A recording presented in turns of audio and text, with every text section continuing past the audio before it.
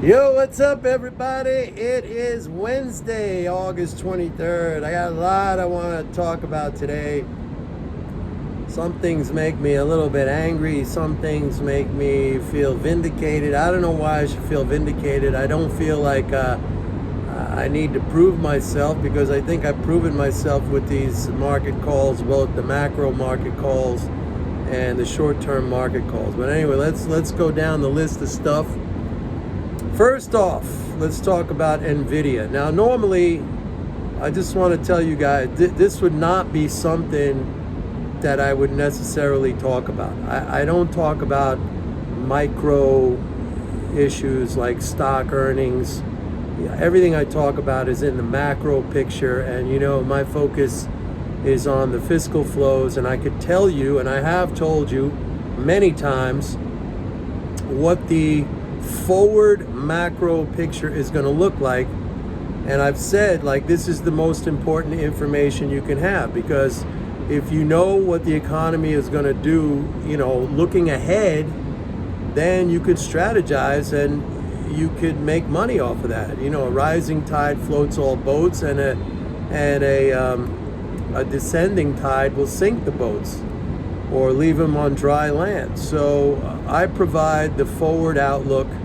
And when it comes to things like stock earnings, you're talking about reports or earnings or profitability that reflect the previous quarter. That's over. I mean, how many times, you've heard the saying, you can't drive a car looking in your rear view mirror.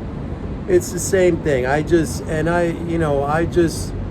shit all over like the mainstream economists who look at government economic data, which is notoriously lagging. I mean, you're talking about at best case a month ago or last quarter or something like that.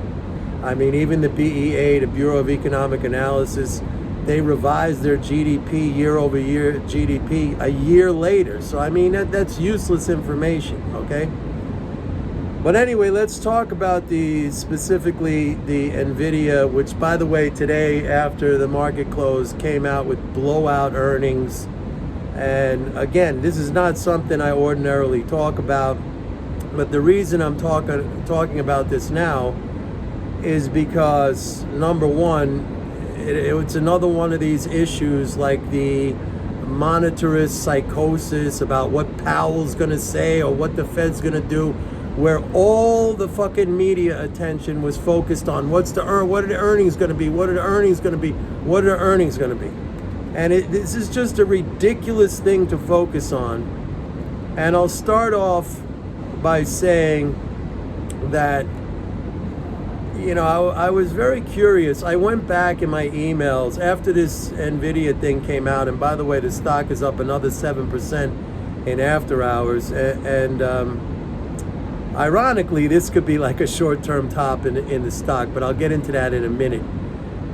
When the Nvidia earnings came out, and again, before I even get into this, let me just say that it is absolutely ridiculous and stupid to focus on one single variable and design or hold on to that as your investment strategy. Like, there's a lot of people just now buying Nvidia at $500 a share. People who sold it last year in August, about almost exactly a year ago, and I'm going to explain that, at $150 a share. I was the one who was buying back then. So anyway, with this Nvidia earnings release, I went back through my emails for MMT Trader. And for those of you who are not subscribers to my report, and maybe you'll never be subscribers to my report because, I don't know, $125 or whatever is just too much for you, or you don't subscribe to anything and you think, I could do it on my own, which is great. I don't even know why you're watching this channel. But I went back and I just, out of curiosity, I scrolled through my emails. I just did a search in my emails of Nvidia, and sure enough, on August 25th of 2022, that's almost exactly a year ago, I sent out an email to subscribers talking about how there was big selling in Nvidia stock because the earnings and the guidance were weak, and the stock was trading at $150. And I said, don't pay attention to this. Earnings are not a predictor of the future.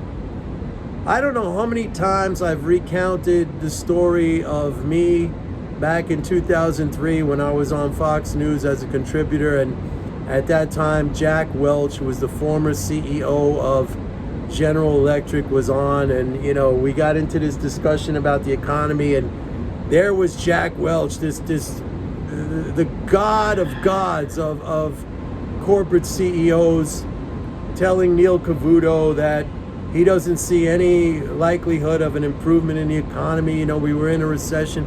I said, I beg to differ. That was a time when Bush was sending out checks to people. We had a big fiscal stimulus. I said, I see things improving, and sure enough, it ended up Jack Welch was wrong. I was right, okay? Nobody knows me. Everybody knows Jack Welch. Not that I'm pining for notoriety. I'm not. I couldn't give a shit. But anyway, when it was $150, nobody wanted it because guidance was down and And I've told you guys so many times that these CEOs, they look at their book of orders and they extrapolate from that. And if their book of orders now is no good, they say, well, it's going to be no good in the future. Or, maybe their book of orders 3 months. That's not how it works. And they don't understand these fiscal flows and how that is really, how many times do I got to say it, the first derivative in the economic outlook. Again, just to repeat myself, like a lot of these videos, it's just complete repetition. I'm the only one in the whole fucking world who talks about these fiscal flows, and I'm giving you these are diamonds, these are pearls of wisdom. I mean, I don't know how else to, look, let's be honest. I said there was going to be a market pullback starting in the first week of August. I predicted almost the exact top. Then last week I said there's going to be a small rebound that would last 1 week. I gave you even the duration. So if you wanted to trade it, which I didn't really recommend, but I said if that's your thing, if you want to do short-term trading, or if you want to do that kind of thing, I said you're going to have a rebound. And what happened? We had a rebound. We're coming into the time of the year, the 1st of September. Well, actually this year it's going to fall on the 31st. When you have the first of the month payments, government payments, those are the first of the month major fiscal flows. I said the stock market was going to rebound somewhat. I said the dollar was going to start to fall back down. We're seeing that happening today. By the way, I shorted the dollar today. I was long coming into this. I shorted the dollar. I don't know anyone who gives you this kind of information. This is, it's even crazy that I'm doing this. Anyway, so the point that I'm trying to make here is you can, if this is what you do, and if this is what you listen to, like Nvidia has blowout earnings today, and people are just first starting to buy this, like they could have bought it at 100, actually went below 100. I think when I bought it, it went against me for a while. I'm sorry, but I just sit back and I look at this behavior and I just say this is really, really something. If you cannot accumulate wealth, and I don't know any other vehicle, maybe real estate because you're dealing with higher leverage, but higher leverage can also hurt you. But I don't know any other vehicle, maybe buying a business. I don't know if you're good at putting together deals. I don't know any other vehicle that can offer you the opportunity, the possibility of accumulating major wealth. And if you're young and if you're listening to this, you got your future in the palm of your hands. This is not a hard thing. This is not a hard thing. You could pick a handful of stocks, the leaders in their industry, and you just wait for these situations. You could have bought Nvidia at $150. I bought it around $150. And I got emails to show, like, everybody. I sent it out on August 25th, 2022. Like, don't pay attention to these. And I'm saying this right now. Don't pay attention to this fantastic earnings report, because, again, we're coming into the September 15th tax drain. I'm telling you right now that there's going to be a market pullback. We're getting a bounce right here. It's exactly the bounce that I predicted. I didn't necessarily recommend playing it unless you like these kind of swing trades. That was the term I was fishing for before. If you like to do these swing trades, which, you know, I did it a little bit, because, like, I sold my Apple stock up around 197. I bought it back. First tranche, I bought at 178. Second tranche, I bought at 172. So my average is 175. It's at 181, maybe a little bit higher right now in the after hours. I don't know. But it doesn't matter, because the market's going to come back down in September and October. I saw an interesting post, I don't know, maybe it was on Twitter, about how somebody posted how, gee, there seems to be a seasonal pattern in the market. I'm like, yeah, no kidding, there's a seasonal pattern, because all of these things like fiscal injections, fiscal drains, they're on the calendar. You know when they're happening. You got the first of every month, which is a major fiscal injection. You got 4 times a year, or maybe 6 times a year, when you have fiscal drains, because you have 4 quarterly corporate tax drains, and you have 2 individual tax drains, April 15th and October 15th. And then you have 4 more fiscal injections in the quarterly interest payments. So, like, these are all on the calendar, man. And then you have Social Security payments 4 times a month, sometimes 5 times a month. I mean, you could literally sit there with a calendar and you could trade off of that. Now, it's not what I recommend. What I recommend is having the big macro picture, and that's what I, you know, if you're a subscriber, that's what I give you. I don't know, what more can I do? What more can I do? I mean, it almost seems like, and I've said this so many times, I think people just want to play a game. They really don't want to make money. They want to play a game, and they want to have some kind of magical system. Actually, this is the ultimate magical system. But it's like, I guess it's too easy for people to want to adhere to. They want something like very mathematical, very technical, with lines, 50,000 lines all over a chart, and a break this, and a Fibonacci that, and a fucking, I don't know what, and a headline pops up, and this and that. I mean, good luck with all that shit. Dudes, I'm trying to help you guys. All right? I'm really trying to help you guys. And I'm trying to, you know the old saying, keep it simple, stupid. Like, I don't know how I could make it any more simple than this. I mean, I'm literally telling you, A, it's all about the fiscal flows, if you haven't grasped onto that by now. And B, yeah, if you want action, if you want to be a trader, then you got these times during the year when you're going to see inputs and drains, and they're totally, and I don't care what your instrument is. It could be buying stocks, it could be playing options, it could be Forex, it could be futures. Any one of those things is a viable instrument to play this on a you know, short term, or what did I call it, swing trade basis. So if it's the action that gets you off, I'm giving you this information. If you want to accumulate wealth, I'm giving you this information. I mean, I don't know, frankly, I don't know what else I could say.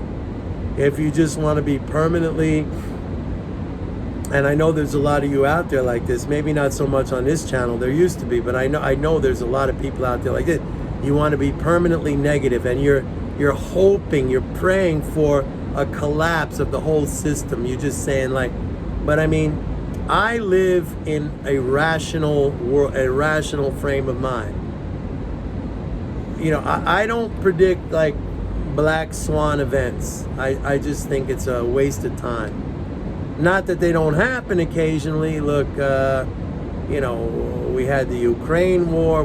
Today, what happened? This Russian general from the Wagner group, it looks like he was shot down out of the skies. The plane, this Yevgeny Prigozhin, who was the head of the Wagner group, and he had a failed, very short-term coup attempt against Vladimir Putin, and I'm sure a lot of people will blame Putin, and I'm not saying necessarily it wasn't Putin. I just don't know.